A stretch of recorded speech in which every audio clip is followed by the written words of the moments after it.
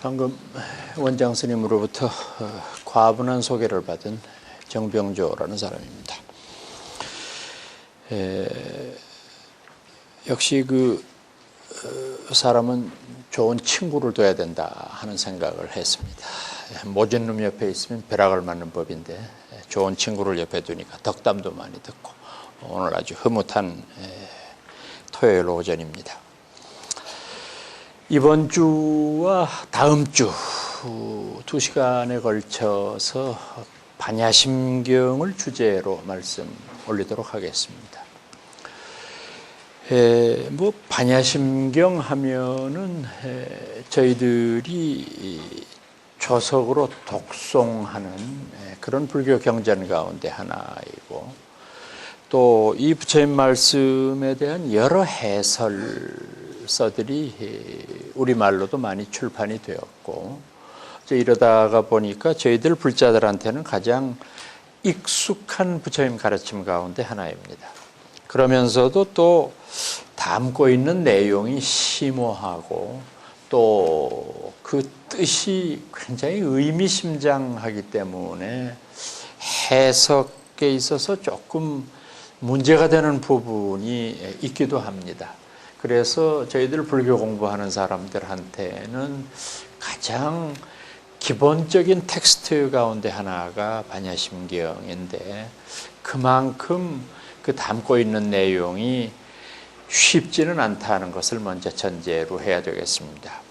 그래서 제가 오늘 정각원 측으로부터 반야심경을 한 두어 주 강의해 주십사 하는 부탁을 받고, 내심으로는 조금 망설이고 고민을 하기도 했습니다. 왜냐하면은 차라리 전문적인 내용을 가지고 불교학을 전공하는 전문 학자들을 대상으로 하면은 오히려 쉬울 수가 있는데, 이것이 그런 전문성보다는 교양적이면서도 깊이 있는, 그러니까 난삽하지 않으면서도 지혜롭고 야하지 않으면서도 재미있는, 이게 말은 쉬운데 참 어렵거든요, 이런 일들이. 그래서 이런 것들을, 그것도 또 2시간 안에 하라는 것도 쉬운 주문은 아니고,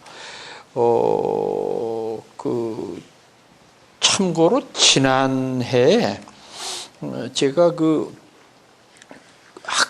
학생들을 가르치는데 제가 맡고 있는 강좌의 주제 가운데에서 불교 경전의 현대적 이해라고 하는 과목이 있어요. 그래서 그 과목을 제가 반야심경을 가지고 가르쳤는데 16주 가르쳤는데 모자라서 그 다음 학기에 한 4주 정도를 더 했던 기억이 납니다. 그러니까 그만큼 이 내용은 굉장히 깊이 있다는 것을 먼저 말씀을 드립니다.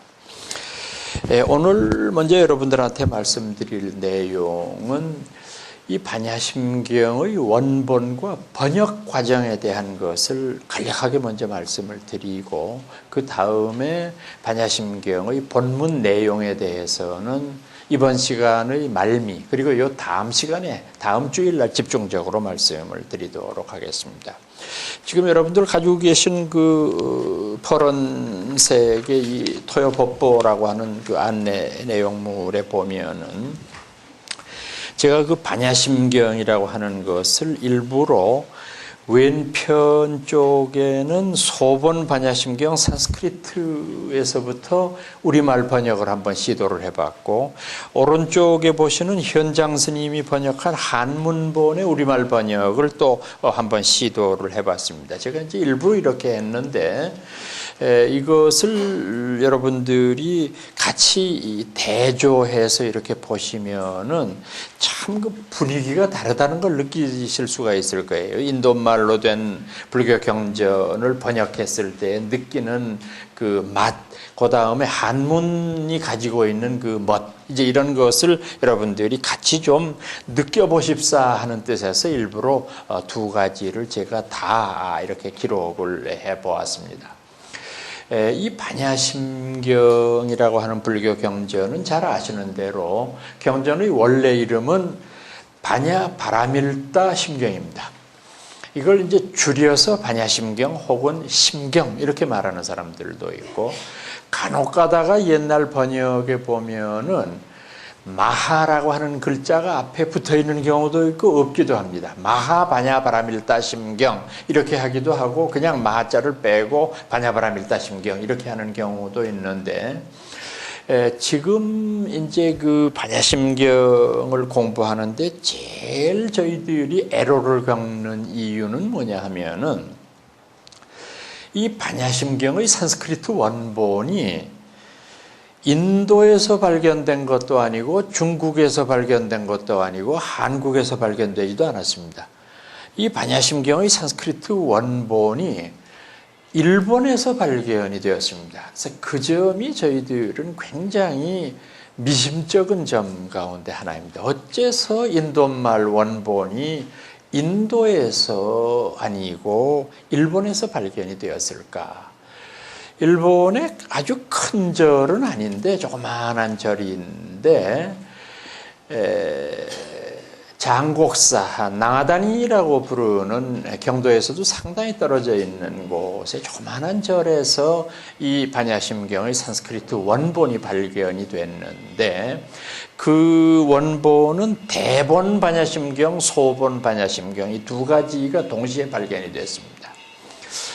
그래서 저희들이 굉장히 이 점을 의문시하고 있고, 또 일본 사람들한테도 어떤 경로로 이게 장곡사까지 들어갔을까 하는 의문을 표하지만, 일본 사람들이 일절 입을 다물고 있는데, 방법의 가능성은 두 가지밖에 없습니다. 가능성의 두 가지는 뭐냐면, 첫 번째는 이른바 돈황문서라고 부르는 돈황에서 발견된 원본을 일본 사람들이 탈취해 갔을 가능성이 첫 번째입니다. 그렇다고 한다면 그 연대는 1903년에서 4년 사이일 거로 저희들은 보고 있습니다. 두 번째의 가능성은 조선조 중후기, 특히 임진왜란 전후에서 우리나라에 있었던 산스크리트 원본을 탈취해 갔을 가능성이 있습니다. 그러니까 두 가지 다 사실 어떤 의미로 보면은 이 훔쳐갔을 가능성이 굉장히 농후한데, 그렇다고 해서 뭐 아무런 증거도 없는데 남을 벼랑간 도적놈으로 모으는 것도 그것도 점잖은 방법은 아니거든요. 그래서 그냥 자신들도 침묵하고 있고 저희들도 침묵하고 있습니다. 그러나 마음속으로는 너네가 훔쳐갔지 이런 것들을 쌍방이 서로 알고 있으면서 점잖은 체면에 말은 지금 안 하고 있는 상황입니다. 이런 그 일들이 왜 빚어지게 되느냐? 앞으로는 뭐 그런 일이 없겠습니다만은, 이를테면은 블라세의 폴 베르 같은 사람이 한 말이지만은, 문화는 지킬 수 있는 능력을 가진 자의 것이다. 지킬 수 없는 자들은 문화를 탄생시킬 수는 있어도 그걸 어떻게 보존하지는 못한다. 이런 뜻으로 저희들이 생각을 하는데, 사실 그 돈황문서에서 묻어나갔을 가능성도 굉장히 깊은 건데, 지금 이 중국 서쪽의 제일 그 마지막 그 도시를 우리가 돈황이라고 부르는데, 지금 현재 지명으로 보면은 감숙성이라고 부르는 데에 소속되어 있는 조그만한 그 시골인데, 제가 조금 얘기가 다른 얘기지만은 한 보름 전에 뭐 그 일대에서 여러분들도 아마 신문에서 보셨는지 모르겠습니다. 그 돈황문서 가운데에서 원효 스님의 글 일부가 발견됐다라고 하는 그 보고서가 있었습니다. 그래서 연락을 해서 좀 만나자고 그랬더니, 거기 그 돈황에 있는 문물연구소에 있는 사람이 유럽에 출장을 갔다고 그래서 서로 이제 그 이메일로 시간을 맞춰 보니까 그때밖에 없다고 그래서 제가 한 사흘 급히 다녀왔습니다. 가서 돈황에 가서 그 사람 만나서 그 자세하게 입수한 경로, 그 다음에 원효 스님 관련되는 거 좀 카피를 좀 부탁을 해서 그걸 이제 받아가지고 왔는데, 제가 이제 조금 다른 그 의미라고 말씀을 드린 건 뭐냐 하면은, 저는 원래 개인적으로는 이 인도 불교, 특히 그 인도와 중국을 잇는 실크로드 쪽에 관심이 많아서 그쪽으로 답사를 여러 차례 다녀왔는데 그 중에서도 저는 이 돈황이라는 도시를 참 좋아했거든요. 정말 그 뭐라고 표현하면 좋을까? 아주 이국적인 도시예요. 그 도시 자체도 조그만하고 마을 자체가 뭐 변변한 호텔도 없고 그 마자라고 부르는 그 시장에 가 보면은 정말로 인종 전시장입니다. 거기 가면은 뭐 중국 사람, 페르시아 사람, 뭐 몽고 사람, 티베트 사람 해가지고 막 사방말이 떠들어대는 소리가 도대체 뭐 이게 무슨 소리인지 모르고 그래서 거기에서 뭐 다른 간식도 괜찮지만은 그 위구르인들이 먹는 것 가운데 다른 음식은 좀 먹기가 거북한데 양꼬치는 괜찮습니다. 그 양고기를 그 꼬치로 해서 이렇게 적수에다가 구워주는데 아주 그 맛이 괜찮고 그래서 저녁 때 되면은 어슬렁어슬렁 시장 댕기면서 그런 거 먹는 재미도 있고 그래서 참 그 돈황이라는 도시를 좋아했는데 이번에 가보고 굉장히 실망을 했습니다.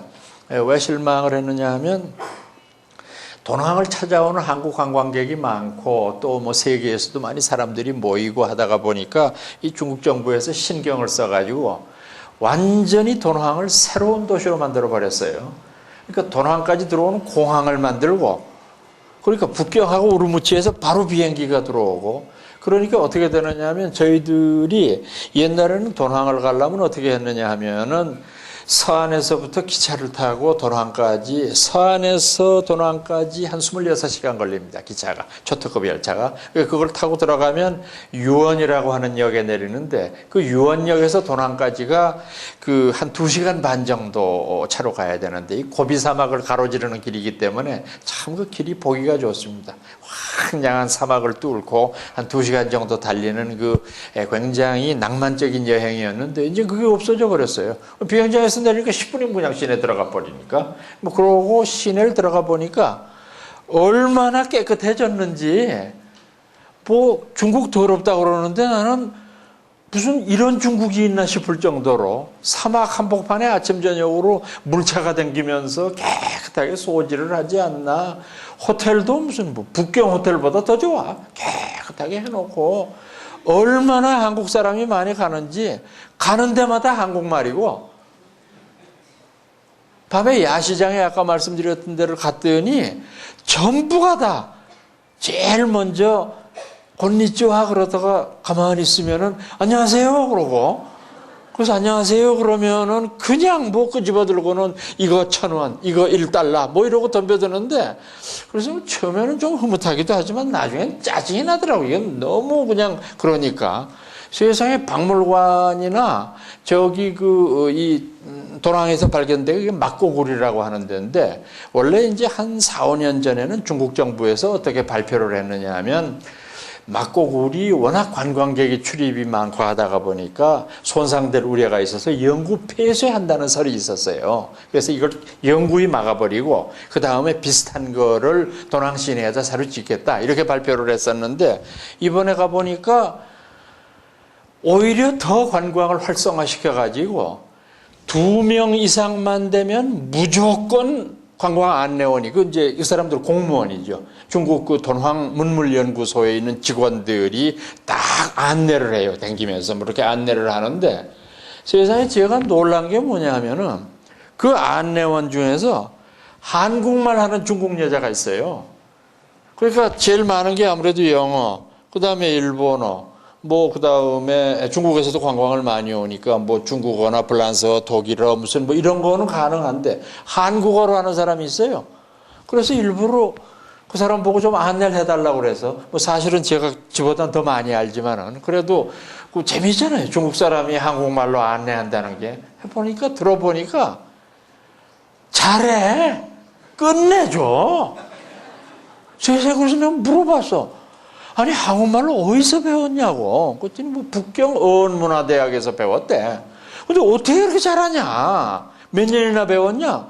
아닙니다. 한 2년밖에 안 배웠습니다. 근데 이 인간들이 하도 이상한 말을 많이 들어서 그런가 봐. 참 빨리 하고 잘해요. 그래서 참 참 이게 이런 경우가 다 있다 싶어서 정말로 호텔로 들어오면서도 그 발전은 좋지만은 완전히 그냥 실망을 안겨주는 그런 여행이었다 하는 생각이 들어서 저는 사실은 떠나기 전에는 이번 여름이나 겨울방학에도 그 도낭에 한 일주일이라도 좀 있어 봤으면 좋겠다. 한 일주일만 혼자 있으면서 이제 그 막고굴도 좀 더 살펴보고 명사산이나 그 주변에 월화천 같은 데 구경을 하면서 좀 그냥 한가하게 지냈으면 했는데 그 꿈을 접었습니다. 아유, 못 있겠어요. 완전히 그 제가 제일 속상한 거는 발전 그러는데 내막을 이렇게 들여다보면 서울이 있으나 경주에 있으나 뉴욕이 있으나 도낭이 있으나 똑같아. 가는 데마다 컴퓨터 다 틀어놓고 앉았고 컴퓨터 들어가면 다 그거지 뭐 나오는 소식이. 지겨워 그냥. 좀 그냥 저희들 생각에 신문도 없고 라디오도 없고 텔레비전도 없고 빌어먹을 컴퓨터 좀 없는데 살 수 없나. 근데 어디 가나 다 있어 그냥 다. 그러니까 그게 별로 여기 있어봐도 그저 늘 재미가 그 재미이고 재미가 별로 없는 그런 걸 느껴서 참 속상하다는 생각을 하지 않을 수 없었습니다. 그런데 이제 왜 제가 앞서 말씀드렸던 대로 중국에서 이 사람들이 아니면 한국에서 탈주해 갔을 가능성이 높다고 보느냐 하면은 여러분들 아마 그런 점은 미처 생각을 안 하셨을 텐데 조선 때에 말입니다. 고려 말엽부터 시작을 했지만은 이 왜구들이 굉장히 많이 우리나라를 침범하지 않습니까? 그래서 주로 왜구의 피해를 제일 많이 본 일대가 어디냐 하면은 김해, 구포, 동래 이 일대이고 또는 이 우리 동해안변, 특히 강릉 일대가 굉장히 피해를 많이 입었습니다. 그런데 우리 조선 왕조실록에는 이게 왜구라고 나오는데 내막을 들여다보면 왜구가 아닙니다. 일본 정규군입니다. 이 사람들이. 그러니까 정규군들이 침입을 해오는데 이때의 조선 때의 그 일본과 한국의 전쟁 양상을 보면은 참 지금 상식으로는 납득이 안 가요.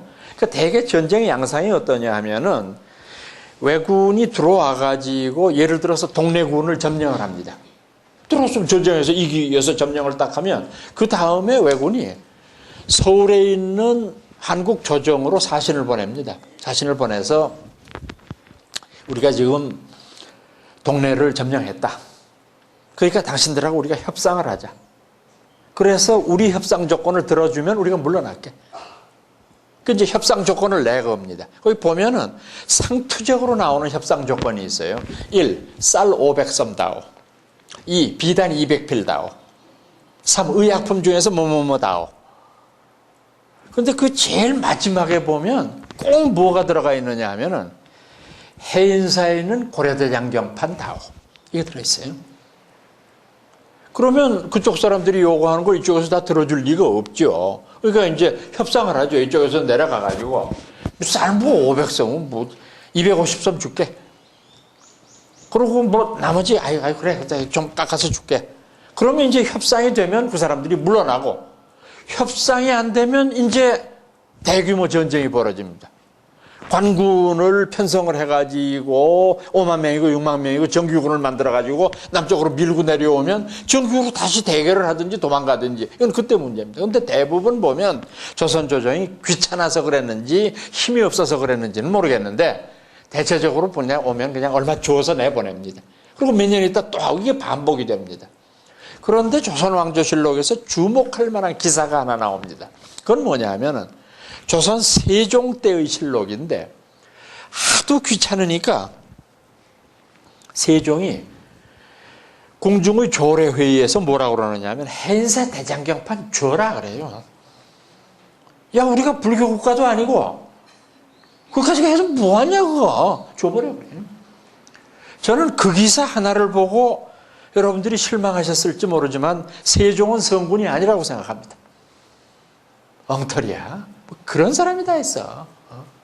지가 믿고 안 믿고 하고는 상관이 없잖아. 그런데 참 고마운 건 여러분들이 그토록 싫어하던 유생들이 목숨을 걸고 막아요. 안 됩니다. 다른 건 다 줘도 그건 안 됩니다. 우리가 불교는 안 믿지만 이건 우리 선 때부터 내려온 민족의 보패인데 이거 줄 수가 없습니다. 그런데 이 세종이라고 하는 자가 더 가관이야.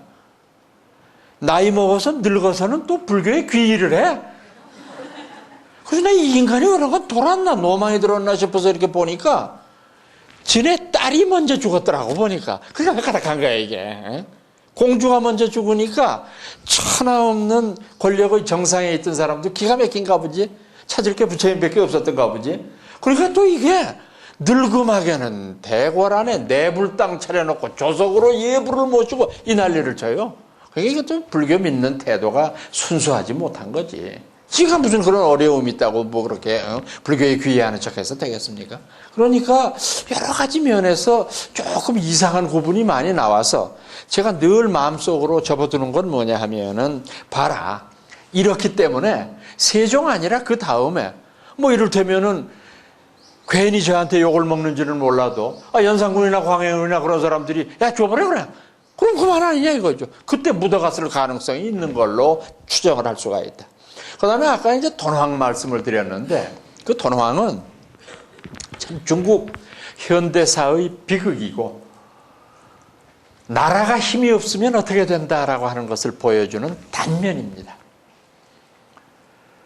이 돈황이라고 하는데 앞서 말씀드렸던 막고굴이라고 하는 굴이 있었는데 이 굴이 언제적부터 경영이 되었느냐? 북위 시대니까 3세기 후반입니다. 그러니까 아까 말씀드렸던 대로 이 돈황 일대는 사막이니까 거기에서 모래산으로 자연 암벽이 형성돼서 자연 동굴이 많이 이렇게 돼 있는 속에 무슨 이유에서인지는 몰라도 거기에 석굴 사원을 만들었던 겁니다. 북위 시대부터.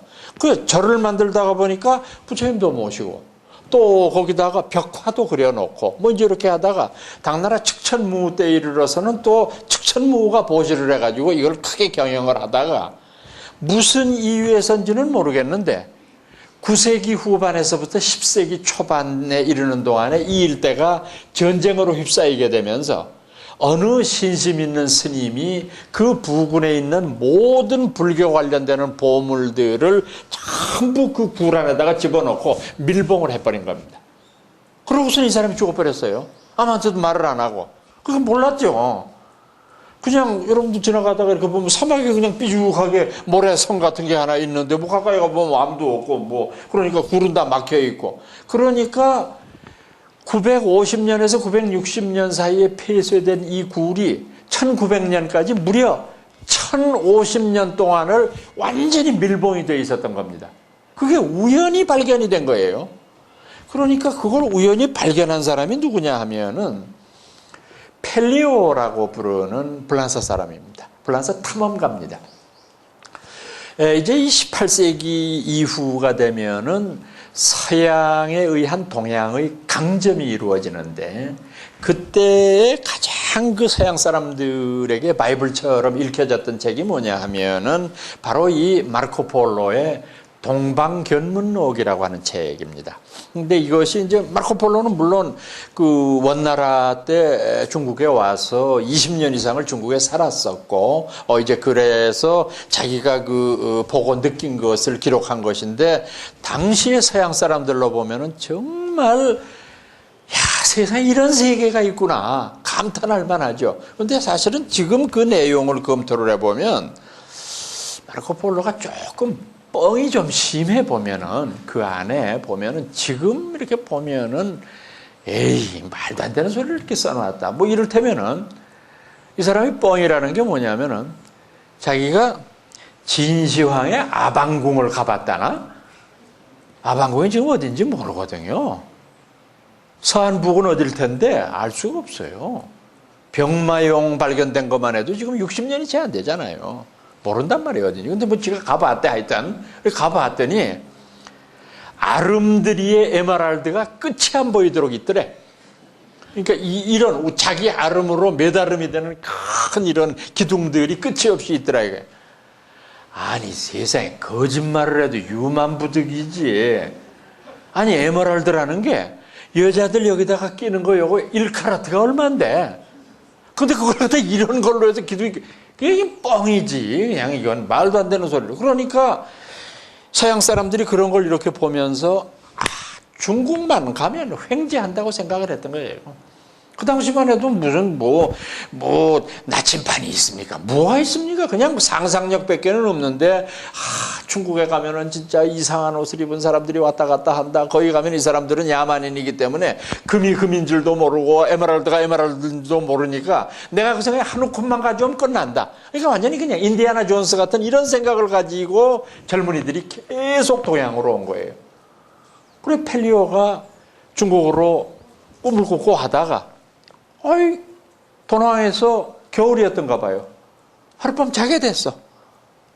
자는데 그때 이 지금 말씀드린 이 도낭굴에는 누가 살고 있었느냐 하면은 왕도사라고 하는 이가 살고 있어요. 중국 사람들 진짜 왕씨가 많은가 봐. 성이 왕씨. 도사니까 도교 계통에 속하는 승려죠. 도교 계통에 있는. 이제 이 사람이 본명은 왕원록입니다. 원록, 왕원록. 근데 이제 사는데 이 사람이 거기 살다가 우연하게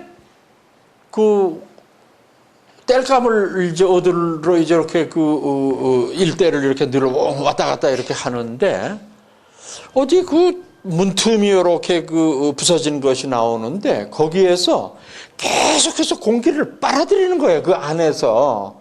희한하잖아, 이게. 아니, 석굴의 안에서 공기를 빨아들인다는 게 있을 수가 없거든요. 담뱃불을 갖다 대봐도 쭉쭉 빨려 들어가고. 그래서 손으로 이렇게 긁고 하다 보니까 굴이 조그만한 게 하나 나와요. 지금 보존이 잘 돼 있습니다. 왕원록이가 이제 최초에 우습게 발견했던 그 장소에. 그거 들어가 보니까 거기 진짜 별게 다 있거든요. 불상도 있고, 불경도 있고, 다 있고, 이 사람 무식하니까 아무것도 모르고, 그걸 가지고 불쏘시개를 했던가 봐. 거기 나오는 책을 가지고. 이제 추운 겨울이니까, 펠리오가 이제 춥다고 불 좀 떼달라고 그러니까, 알았다 그러면서 보니까, 이렇게 책을 이만큼 가져오더니, 찢어가지고 불을 떼니까, 두 놈 다 무식하긴 마찬가지니까, 펠리오가 이건 뭐냐고. 걱정하지 마시라고. 평생도록 떼고도 남을 만큼 있으니까. 그러시냐고. 그래, 이제 두 무식쟁이가 앉아서 어디서 봤냐고. 저 안에 있다고. 가보니까 많이 있거든. 그래서 실어냈습니다, 그거를. 그래서 마을에서 낙타하고 말하고를 구할 수 있는 대로 구해가지고 거기다가 실을 수 있는 만큼 때려 실었어요. 그리고 돈을 주고.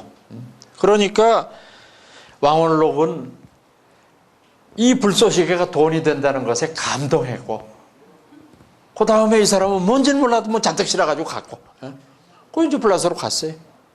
그 다음에 가서 뒤져보니까, 그게 괜찮은 여러 가지의 중요한 물건들이라는 사실이 밝혀지게 되고, 비밀이라는 건 없으니까, 이웃 나라들에서 보니까 지금 불란서에서 무슨 일이 벌어지고 있어, 지금. 영국도 보니까 냄새가 나, 이것들이. 말은 안 하는데. 그래서 영국은 영국대로 탐험대를 조직하고 모든 나라에서 도낭북은 어디라는 건 분명하다. 그래서 탐험대를 파견을 했던 겁니다. 이렇게 해가지고 두 번째로 도착한 사람들이 영국 사람들입니다. 이 사람들이 또 많이 실어가지고 갔고, 그 다음에 세 번째 도착한 사람들이 러시아입니다. 네 번째 도착한 나라가 미국입니다. 다섯 번째 도착한 나라가 일본입니다. 그러니까 이 다섯 번째, 그 다음에는 소문이 나니까 완전히 장비를 갖추고 그냥 가가지고 실어가지고 다섯 나라에서 요즘식으로 얘기하면 도굴을 한 거죠. 다섯 나라에서 도굴을 한 다음에 중국 정부에서 알았어요. 그러니까 나라가 망하면 이렇게 되는 거예요. 그때가 아편전쟁 후니까 중앙정부고 뭐고 아무것도 힘이 없으니까. 그 중국 정부가 부랴부랴 도낭굴의 폐쇄를 명령했습니다. 폐쇄를 명령하고 지방군대 가지고는 안 되니까 북경에서 사단병력을 파견했어요. 군대를 파견해가지고 지키고 저걸 해라. 더욱더 걸작인 거는, 그래서 도굴의 원흉인 왕원록을 체포를 해서 재판을 받게 하려고 북경으로 압송하던 도중에 왕원록은 뇌물을 주고 도망가 버렸어. 이게 나라라고 할 수가 없는 거지, 이 지경이 되면은. 그래서 왕원록은 놓치고, 그러니까 뭐 정확하게 지금 뭐 어떻게 되는지 알 수가 없고, 하여튼 지금 군대가 진주하면서 현재 폐쇄시킨 상황에서 보니까 5나라에서 도굴해 간 것보다 더 많이 남아있는 거예요. 그러니까 어느 정도 규모인지 여러분들 짐작이 가시죠. 거기 있었던 그 보물이 제일 처음에 불란서 사람 펠리오가 가지고 간 그 귀중 도서 가운데 하나가 바로 해초 스님의 왕호 천축국전입니다. 참 미치고 벌짝 찔러놓지. 이 바보들이 불쏘시개를 해가지고 왕호 천축국전의 앞에 8장은 찢어졌어요. 없어. 찢어가지고 불쏘시개 하셨지. 그래가지고 지금 루브르 박물관에 아주 점잖게 보관이 되어 있죠. 왕호 천축국전이 다. 그래서 사진 좀 찍으려고 그러면 코웃음을 치죠. 사진 같은 소리 안 해. 한국 사람이면 다 한 줄 아냐? 아, 물론 해초 스님 한국 사람이지. 그런데 앞서 말씀드렸던 대로 지킬 능력도 없는 놈들이 뭘 사진 찍는다는 거죠. 직접 사진도 못 찍죠. 우리는 참 비참한 그런 현실인데, 어떻게 됐건 간에 이때 일본 사람들이 돈왕에서 훔쳐간 거를 우리가 뭐라고 부르느냐 하면 오다니 컬렉션이라고 부릅니다. 오다니 컬렉션 가운데 앞서 말씀드렸던 이 부분이 들어갔을 가능성이 농후하다. 그러나 처음에 말씀 올렸던 대로 심증은 가는데 물증이 없어. 그래서 반환 청구는 못하고 있지만은 분명히 그런 것이 가능하다고 생각을 합니다. 이 반야심경의 장곡사에 있는 아까 말씀드렸던 산스크리트 원본을 가지고 한문으로 번역한 것이 7가지 종류가 있습니다. 여러분들이 지금 조석으로 읽으시는, 조금 전에 독송하셨던 마하바냐바라밀다심경 했을 때의 그 번역은 바로 현장법사가 번역한 것입니다. 이 인도말로 된 불경을 중국말로 옮기는 것은 제가 생각하기에는 참 가장 중요한 그런 그 역사 가운데 하나였으리라고 생각을 합니다. 얼마나 어려웠겠습니까? 인도말로 된 거를 세상에 그거를 한문, 그 어려운 말로 번역을 한다는 것이 쉽지 않았을 거 아닙니까? 근데 그 어려운 일들을 수행했던 사람이 누구냐 하면은 최초로 했던 이는 구마라집이라고 부르는 분이고, 두 번째 분은 지금 말씀드리고 있는 현장이라고 하는 분이고, 이 두 분이 가장 공로가 큰 분들입니다. 구마라집, 이분은 인도 사람이죠. 쿠마라쥐바라고 부르는 사람인데, 이 쿠마라쥐바라고 부르는 이 사람은 임금의 아들로 이제 이 기록이 남아 있습니다. 구자라고 하는 나라, 실크로드 연변에 있었던 불교 국가 가운데 하나인데, 이 쿠마라쥐바의 기록을, 전기를 보면은 이 사람이 참 영민했던 사람인 모양인데, 이 사람이 그렇게 영민한 데는 아주 중국적인 발상이 뒷받침이 되고 있습니다. 쿠마라집의 아버지였던 그 임금이 거의 천재형의 인물이었던 모양이에요. 그래서 이분이 자기의 훌륭한 시를 남기기 위해서, 왕이기도 하고 뭐 그러니까 이 사람은 각 지역에서 인물을 본 게 아니라 색시를, 머리를 봤습니다. 머리 좋은 여자만 골라가지고 13명을 골라가지고 그 13명한테 다 씨를 뿌렸습니다. 그 중에 하나예요, 이 쿠마라집이. 그러니까 참 묘하죠. 정말 고대 사회니까 그런 발상이 가능했겠지만 어쨌거나 간에 굉장한 아들이 태어난 거예요. 이 쿠마라쥐바라고 하는 분이 왜 굉장한 아들이냐 하면, 오늘 역사 얘기를 많이 하게 되는데, 이 쿠마라쥐바가 활약했던 때가 이제 4세기 후반인데, 이 4세기 후반에 쿠마라쥐바가 있었던 구자국을 점령한 나라가 누구냐면 전진이라고 하는 나라입니다. 이 전진이라고 하는 나라는 우리나라하고도 관련이 있는 사람입니다. 여러분들이 어떻게 중학교 때 배우셨냐 하면은, 우리나라에 최초로 불교를 전한 것이 고구려 소수림왕 2년 전진의 임금 부견이 우리나라에게 처음으로 스님을 보내서 그것이 우리나라의 불교가 전해진 효시다 이렇게 배웠어요. 그 전진입니다. 그리고 그 임금 부견입니다. 그러니까 우리나라 고구려로 불교를 처음 보냈던 이 임금이 쿠차를 점령을 한 겁니다. 예나 지금이나 전쟁에서 지게 되면 비참해요. 왜 전쟁에서 어찌면 비참하냐 하면은 제일 큰 문제가 뭐냐면 전쟁 배상금을 물어야 돼요. 졌으니까. 그러니까 나라가 피폐해진 상황에서 배상금을 낼 수가 없거든요. 또 그 배상금을 무는 방식이 여러분들 같으면 승리자인데 있는 고집 그대로 청구를 하겠습니까? 패전국에다가. 자, 우리 군사 5천 명 죽었다. 그럼 5만 명 죽었다고 쓰고 5만 명에 대한 보상금. 그 다음에 6개월 동안 전쟁했던 전쟁 수행비, 우리 군사들 밥 먹고 뭐 했던 거, 그 다음에 총 쏘고 칼 쏘고 뭐 했던 거 그거, 그 다음에 우리 일은 손에 마음속에 입은 상처까지 변상을 하라고 그러니 이게 무슨 그러니까 나라가 망하는 거거든요. 그러니까 중국같이 그런 큰 나라는 어떤 나라를 점령해도 그 나라에 자기 나라 사람을 파견할 수가 없거든요. 그러니까 전쟁에서 이겨서 점령은 했지만 그 나라 사람을 그냥 임금으로 시키면서 돌아가는 겁니다. 철수하면서 자 돈을 배상금을 이렇게 내라 그러니 기가 막힐 노릇이죠. 그러니까 구차는 나라 망하고 배상금 줄 거 없죠. 그러니까 우리나라의 경우도 어떻게 되느냐 하면 포로들을 뺏기고 그러지 않습니까?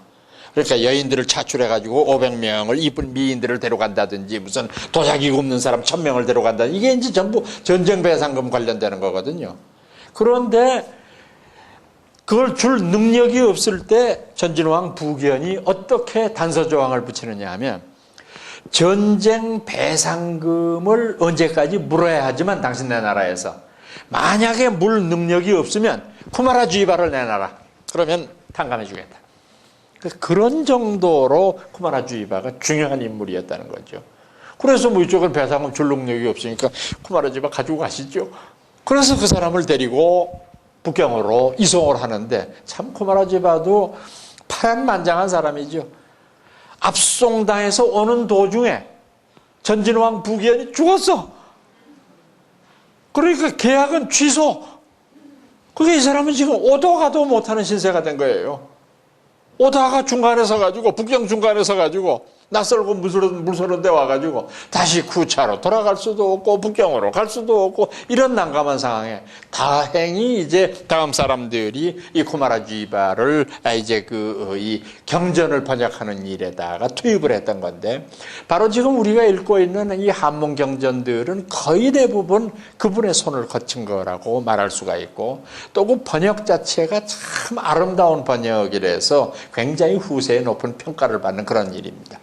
그런데 지금 말씀드린 대로 쿠마라 주이바는 인도 사람으로서 중국에 와서 중국말을 배워서 번역을 했지만은 현장 경우는 거꾸로입니다. 중국 사람이면서 인도에 가서 인도말을 배워가지고 다시 와서 번역을 하는 케이스니까. 그래서 이 번역이라고 하는 것이 제가 생각하기에는 그렇습니다. 이 다른 거는 몰라도 언어 능력은 타고나요. 이거는 뭐 도저히 이거는 공부한다고 되는 문제가 아닙니다. 이건 타고나는 뭐가 있어야 되는데 참 저는 그 불교 공부를 하면서도 이렇게 그 역경했던 큰 스님들이 정말 위대한 분들이다. 도대체 이걸 어떻게 번역을 할 수가 있을까? 물론 뭐 저도 한글대장경 번역에도 참석을 하고 이제 그 경전 번역을 하고 하는 일에 종사를 해봤습니다만은 참 그 경전 번역하는 데 있어서 우리말은 부정확해요. 도저히 번역할 수가 없는 경우가 많아요. 우리말이 여러분들 아시는 대로 얼마나 훌륭한 말입니까? 말 자체가 뭐 표현하지 못하는 그 의미 없고 그런데 우리말의 치명적인 결함은 뭐냐면 관념적인 말이 많지가 않아요. 사랑, 평화, 자유 뭐 이런 걸 말할 수 있는 말이 많지가 않아가지고 참 번역하는데 애로가 많습니다. 영어나 한문은 굉장히 어휘력이 풍부하죠. 우리나라에 비해 봤을 때는. 제가 늘 마음속으로 속상한 것 가운데 하나는 우리말 이렇게 보면은 배 아프다고 그럴 때 이걸 보고 배라고 그러거든요. 근데 먹는 거 보고 또 배래. 타는 거 보고도 배래. 그래서 되게 속상해. 아니, 아프리카 토인도 아닌데, 좀 그건 말이 달라야 되지 않냐. 어쩌고 똑같으냐, 그게 다 배냐. 여러분들, 영어로 표현을 해서 죄송하지만은, 우리가 쓰는 말 가운데 굴이라는 거 있죠, 굴. 이것도 우리말도 아니지. 그냥 중국말이지. 중국말 굴이라고 하는 걸. 우리는 굴인데, 미국 표현이 얼마나 섬세한가 여러분들 보세요. 우선 자연적인 동굴은 그 사람들이 케이브라고 합니다. 케이브요. 자연적으로 이렇게 파여지고 한 거. 그런데 인공적인 것 중에서 사람이나 자동차가 댕기라고 파놓은 굴이 있어요. 터널이라고 그러는 거 우리가. 우리는 번역할 말이 없으니까 터널이라고 그러잖아요. 근데 미국 사람들은 그게 인공적으로 차나 그 우마차가 지나갈 수 있도록 판 굴은 터널이라고 그래요. 케이브라고 한 거라고. 그런데 똑같은 인공굴이라도 아까 말씀드린 대로 사람이나 차가 댕기는 게 아니라 뭘 모셔놓기 위한 굴은 뭐라고 부르느냐? 그라토라고 그래요. 그러니까 이 사람들은 뭐라고 그러냐면 석굴암 그라토 그래요. 석굴암 케이브라고 안 그래요. 그건 자연동굴이라는 뜻이에요. 석굴암 그라토. 석굴암의 그런 그 인공적인 그런 거. 그런데 짐승들이 파놓은 굴 있죠? 그건 배로우라고 그래요. B-A-R-R-O-W. 배로우라고 그래요. 그게 똑같은 굴인데 이걸 표현하는 방법이 다양하거든요. 거기에 맞게 쓴단 말이에요. 여러분들 보세요. 옥편 한번 찾아가 보세요. 사자 써놓고서 뭐라고 그럽니까? 생각사. 그 밑에 사자 밑에 마음심자 붙여놓고 상자 또 찾아보세요. 생각상. 그 다음에 염자, 기억한다고 쓸 때 쓰는 말. 생각염. 우리말에는 생각밖에 없는 거야. 그것도 우리말도 아니지만 중국말이지만 날생자하고 깨달을 각자 써서 생각이라고 그런 거니까. 그게 참 그럴 때 번역을 할 때 이제 가슴을 쳐. 이게 어떻게 좀 방법이 없냐 이걸. 다행히 이제 우리가 한문을 써왔기 때문에 한문으로 쓰면은 돼요. 번역이 되긴 되지만은 참 그런 어려움이 있습니다. 우리말을 쓰는 그 가운데에서도. 그래서 참 문자가 배우기 쉽고 과학적이고 쉽고 우리말의 장점이라고 하는 것은 그 다음에 음성을 표현하는 거는 뭐 이거는 세계에서 당해낼 문자가 없고요. 제가 언젠가 이렇게 그 언어학자들 설명을 들어보니까 뭐 이렇게 이 바람 소리, 새 소리 뭐 이렇게 소리 나는 거 있잖아요. 그거를 표현하는 것들 있잖아요. 그러니까 여러분들 그거 잘 모르셨겠지만은 그 우리나라는 달 기우는 거를 꽃기호라고 쓰잖아요. 일본 사람들은 고기호라고 그러거든요. 미국 사람들은 코카두들두라고 그래요. 그러니까 우리는 총 쏠 때 탕탕 쏜다고 그러잖아요. 그런데 미국 사람들은 뱅뱅 쏜다고 그러거든요. 그러니까 이게 가성어가 다 다르지 않습니까? 그래서 가장 비슷하게 표현한 말을 보니까 일본 말이 한 40개 정도 한대요. 비슷하게 표현하는 게. 미국 말이 한 80개 한답니다. 표현할 수 있는 게. 그런데 한글이 몇 개 표현하는지 아세요? 2,000개를 한다는 거야. 그게 게임이 안 돼. 표현할, 뭐 이렇게 쓰는 걸로는 못 당해. 한글이 그렇게 우수한 글자라는 거예요. 그러니까 우리말로는 거의 표현 안 되는 게 없잖아요. 그래도 우리말에도 표현 안 되는 게 있긴 있지. 우리말이 R자하고 L자를 구분 못 하잖아요. 똑같이 리을로 쓰잖아요. 근데 R, L은 다르거든요. R이라고 하는 건 입천장소리를 내야 되고 르 하는 건 그냥 바로 뱉어야 되는데 R, L을 구별을 못하니까 그게 또 하나 문제가 되고 또 일본말 가운데서도 우리가 표현 못하는 게 있죠. 표현 못하는 건 뭐냐 하면 으하고 우의 중간 발음을 우리가 못 내잖아요. 그러니까 우면 우고 으면 으인데 일본말은 그 중간음이 있단 말이에요. 아메가 후루. 이 사람이 이게 표현이 안 돼, 이게. 아메가 후루.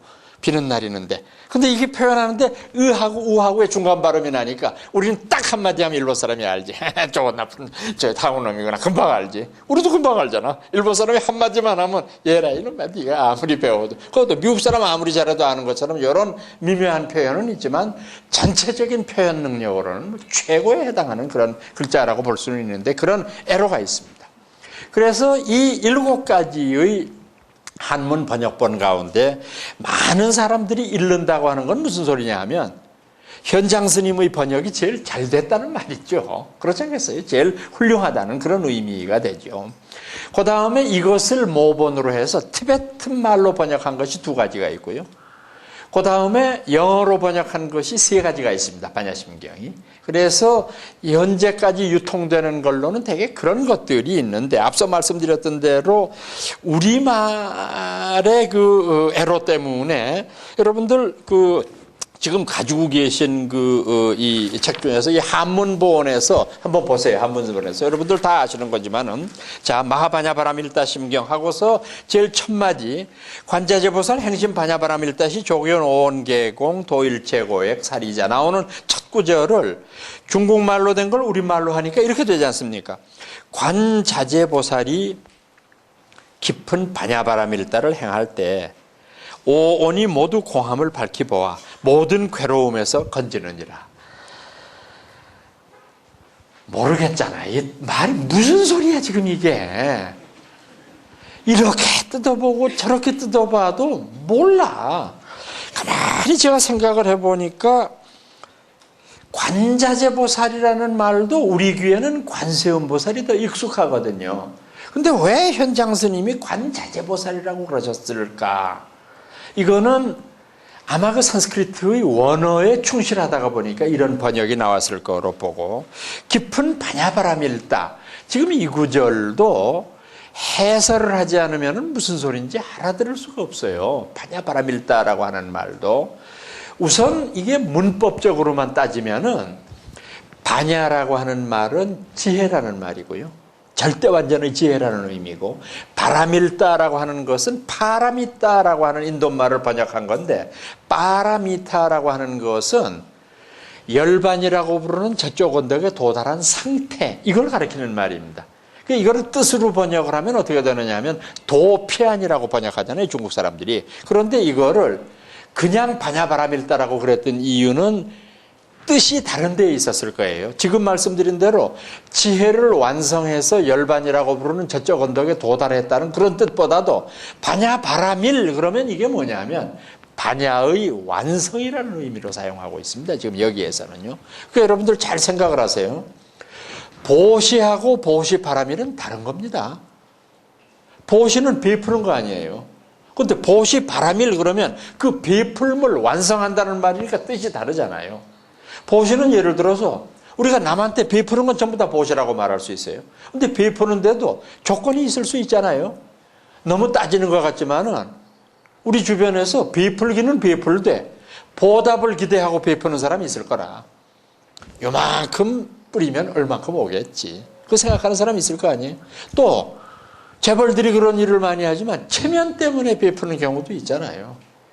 요만큼도 주고 싶은 마음은 없는데 에이 더럽다 잘 먹고 잘 살아라 그러고 좀. 근데 이건 보시가 아니야. 사실은 불교적으로 말하면 보시라는 건 그냥 아무런 조건 없이 베푸는 거라며. 그러니까 보시는 보시되 보시 바라밀이 돼야 된다고 보는 거지. 보시를 완성시키는 게 돼야 된다. 그러니까 지금 이 구절도 바냐 바라밀 그러면 바냐를 완성해야 된다로 해석을 해야 되는 거죠. 그 다음에 제일 모를 말이 오온이야. 참 어려운 말이에요. 산스크리트 원어로 보면은 펀츠 스칸다 이렇게 되어 있는데 5가지의 스칸다. 이 스칸다라고 하는 말이 물질이라는 말이거든요. 물질이요. 그런데 지금 여기에서 현장 큰 스님이 온자를 썼단 말입니다. 이 온자는 초두 밑에 실사변하고 더울 온자를 씁니다. 굉장히 어려운 한문 글자예요. 옥편 찾아보시면 여기에 쌓을 온자로 되어 있어. 왜 이런 어려운 말을 썼느냐 하면 인간을 구성하고 있는 5가지의 물질적인 요소가 쌓여 있다고 본 거죠. 그러니까 오온이라고 그랬는데 말이 너무 어려워. 그렇다고 해서 지금 말씀드린 대로 이걸 그냥 순수 우리말로 번역해서 어떤 법회에 가니까 우리말로 한다고 그래서 이 오온이라는 걸 못 알아들으니까 화안자재보살이 깊은 반야바라밀다를 행할 때에 5가지 쌓임이, 그런데 더 모르겠어. 뭔 소린지. 쌓이긴 뭐가 쌓이냐. 그러니까 참 이게 그게 어렵단 말이에요. 이거를 그냥 늘릴라니 골치 아프고 줄일라니 뭔 소리인지 모르겠고. 근데 의미 자체는 온이라고 하는 말이 인격을 구성하고 있는 5가지의 물질적인 요소라는 뜻입니다. 말이 너무 난삽해졌는데 뜻은 그렇습니다. 뜻 자체가. 근데 이거를 압축을 하다가 보니까 온이라고 할 수밖에 없잖아요. 그 다음에 모두 공함을 밝혀본다. 공이라고 하는 개념. 이 개념을 여러분들이 나름대로 잘 이해를 해 주셔야 되겠습니다. 공이라고 하는 것은 영어로 번역한 거 보면 이게 emptiness라고 되어 있는데 emptiness는 공허함이란 말이에요. 그러니까 이거는 일면만 맞고 일면은 틀리는 거죠. 왜 그러냐면은 원래 이 공을 해석할 때 보면 진공묘유 이렇게 했단 말이에요. 한문문으로 보면 진공묘유 참다운 공이라고 하는 것은 아주 묘한 있음과 동등한 것이다. 그러니까 불교에서 공을 얘기했을 땐 온갖 그릇된 것을 다 끊었기 때문에 공이지만 온갖 착한 것을 다 갖추었기 때문에 더 이상 채울 것이 아무것도 없으니까 공이다. 이런 논리거든요. 그런데 이거를 emptiness, nothingness, 아무것도 없는 걸로만 쓰다가 보면 자꾸 마음 한구석이 허전하잖아요. 뭔가 아무것도 없다. 그래. 인생이란 허무한 거다. 그래. 돈은 벌어 뭐 하냐? 에라이 공인데. 열심히 살아 뭐 하냐? 공인데. 인생이란 게 공인데. 뭐 이렇게 된단 말이에요. 이게 자꾸 공을 허물론으로 해석을 하게 되니까 이게 참 어려운 부분이에요. 이 공이라고 하는 것을. 원론적으로 말씀드리면 이 공의 허무주의를 극복한 분은 용수보살입니다. 용수보살은 그 유명한 삼재의 논리라고 하는 것을 통해서 공에 접근하는 3가지의 방편을 우리들한테 제시를 했습니다. 첫 번째가 공, 모든 것은 실체가 없다고 깨달아야 된다. 모든 것은. 사랑하는 사람도 실체는 없는 것이다. 내가 가지고 있는 부와 내가 가지고 있는 명예와 내가 가지고 있는 모든 것도 실체가 없는 거예요. 영원히 있을 수 없는 거니까. 그래서 사물을 파악할 때는 우선 공으로 파악해야 된다. 그렇기 때문에 어떻게 해야 되느냐. 2번째가 가. 그대 눈앞에 전개되는 모습은 가짜야. 거짓말이라는 걸 알아야 돼. 그렇기 때문에 3번째 중. 중이라는 건 뭐냐. 공의 허무함에 집착하지도 않지만 그것이 영원할 것이라고 하는 착각에도 집착하지 않으니까 진실한 중도의 경지가 펼쳐진다. 이 중이거든요. 공과 중, 이걸 삼재라고 얘기하는 겁니다. 그러니까 사실은 이 공과 중의 논리 속에서 공이 가지고 있는 허물로는 상당히 많이 극복된다고 볼 수 있는데 그럼에도 불구하고 공이라고 하는 것이 간직하고 있는 허물론적인 색채는 지울 길이 없어요. 가슴 한구석에 공, 없다. 허무하다. 이런 생각이 들지 않아요. 그러니까 이거는 글자가 가지고 있는 한계점이라고 볼 수밖에 없네요. 글자가. 뜻은 그렇지가 않으면서도. 그러면서도 여러분들 이게 제가 말은 그렇게 했지만 얼마나 뜻이 어렵습니까? 있는 것도 아니요. 없는 것도 아니요. 차 있는 것도 아니요. 텅 빈 것도. 그럼 어쩌란 말이야 도대체. 이게 불교가 그래서 까다롭다는 거거든요. 그래서 여러분들 그 점에 관해서는 까다롭다고만 생각하지 마시고 그 점이 가지고 있는 장점을 생각하셔야 됩니다. 장점이란 게 뭐냐? 제 친구 중에 목사가 하나 있는데 이 사람이 밤낮 저보고 불쌍하다고 그래. 그래서 왜 불쌍하냐 이놈아. 그랬더니 내 방에 오면 그 대장경의 진리거든. 대장경이 이쪽에 고려대장경이 이만한 걸로 48권이 들 수도 없어. 이쪽엔 대정신수대장경, 아유 120권짜리 그냥 뽑아서 펴보면 까만 건 글자고 하얀 건 종이지 뭐. 기가 막히지. 그 사람이 나보고 불쌍하다 그러는 이유는 저는 딱 요거 하나만 들고 다니면 성경, 신약성서 요거 하나만 들고 다니면 연설도 하고 많은 사람을 감동시키기도 하고 돈도 벌고 다 하는데 얘는 불쌍하게 이걸 다 봐야 돼. 얼마나 불쌍하냐 이거지. 그래서 제가 그 목사님한테 응수하는 방법은 하나밖에 없습니다. 야, 진리라는 게 조금 어렵고 아삼사해야지. 그렇게 쉬워서 뭐하냐 그게. 알 듯 모를 듯. 이렇게 그게 색적시고 그럼 너 그건 뭔 소린지 아냐? 모르지. 모르면 이놈아 네가 무식한 거지. 사람이 쓴 걸 사람이 이해 못한다는 게 말이 되냐 이게. 그래서 조금 지적으로 훈련도 받고 뭐 이렇게 모르는 것을 알라고 노력하고 종교가 좀 그런 거룩하고 엄숙한 맛도 있어야지. 뭐 다 알아들으니까 좋다? 너무 쉬운 건 좋은 게 아니야. 내가 이제 이렇게 응수를 하는데 여러분 지금 이 구절이 참 까다롭고 어려운 구절 가운데 하나라고 보는 겁니다. 그럼 그 구절을 그 옆에 있는 산스크리트의 문자로 한번 보세요.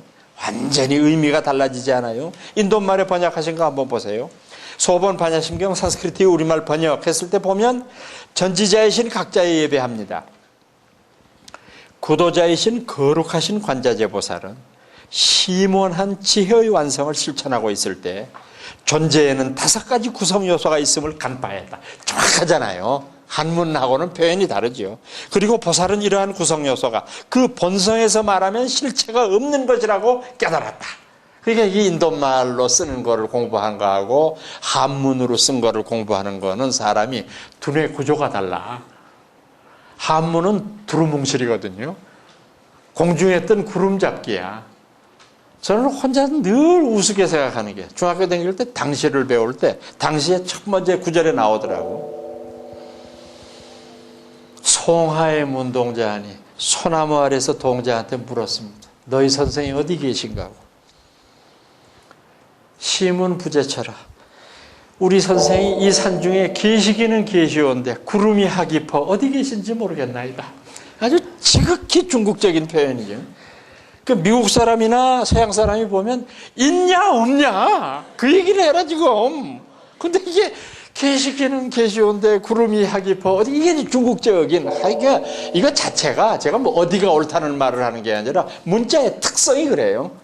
중국 표현은 그런 거고. 그런데 애초에 인도에서 부처님이 표현하신 건 이렇게 표현하셨잖아요. 이렇게 말씀한 걸 중국 사람들이 다시 어름하게 만들으라고 얼마나 애를 썼겠어요, 이 사람들이. 그렇게 번역의 과정들이 달라지는 묘미를 여러분들이 느끼시라 하는 겁니다.